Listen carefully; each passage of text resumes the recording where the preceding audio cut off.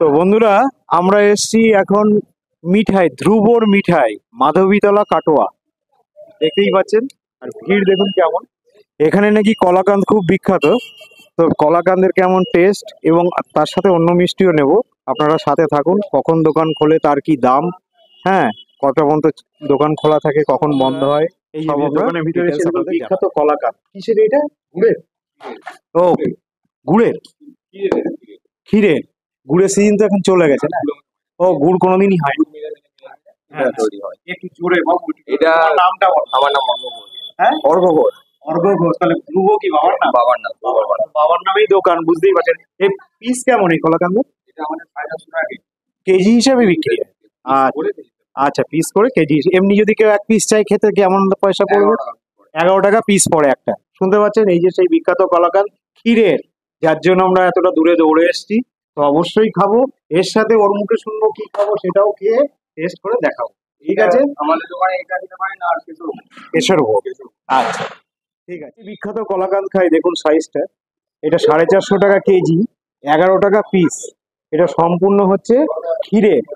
তো কেমন টেস্ট আপনাদেরকে আমি বলছি। আর একটা দিয়েছে দেখুন, তাল শাঁস। আমি অর্ধেকটা খেয়ে দিয়েছি, অদ্ভুত টেস্ট। এটা গুড়ের না? পুরো গোড়াই গুড়ের। এটা 25 টাকা পিস। সিজন অনুযায়ী এখনো গুড় আছে, এই দেখুন।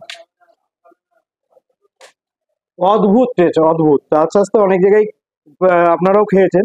অদ্ভুত, মানে ভাষায় বোঝাতে পারবো। আহ,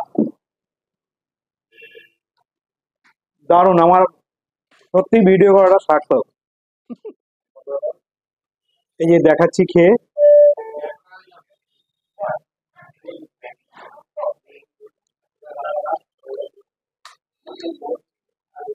এর টেস্ট আমি আপনাদের ক্যামেরার পিছনে বোঝাতে পারবো না, এসে খেতে হবে। মানে অসাধারণ স্বাদ, অসাধারণ স্বাদ। দুধটা মনে হয় শুকিয়ে শুকিয়ে যে ক্ষীরটা হয়, তারপরে যেটা তৈরি হয় সেটাই করা হয়, আমার যা মনে হয়। অদ্ভুত স্বাদ।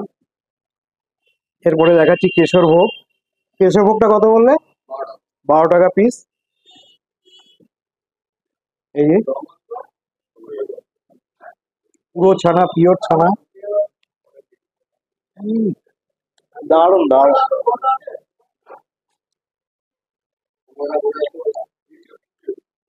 এই যে ভিতরে একটা পুর আছে ক্ষীরের, অদ্ভুত টেস্ট। মুখে দিলে একদম মিলিয়ে যাচ্ছে। তো বন্ধুরা, আরো আরো প্রচুর মিষ্টি আছে কাউন্টারে। সেটা তো দেখতেই পাচ্ছেন, আরো প্রচুর ধরনের মিষ্টি আছে। তো ওনাদের রেকমেন্ডে আমরা আপনাদেরকে এই দুটো দিয়েছি, আমরা খেলাম। দুটোই সেরা। তো আপনারা কাটোয়ায় যারা আছেন তারা তো জানেনই, কাটোয়ার বাইরের থেকে যেমন ধরুন আমরা এসেছি।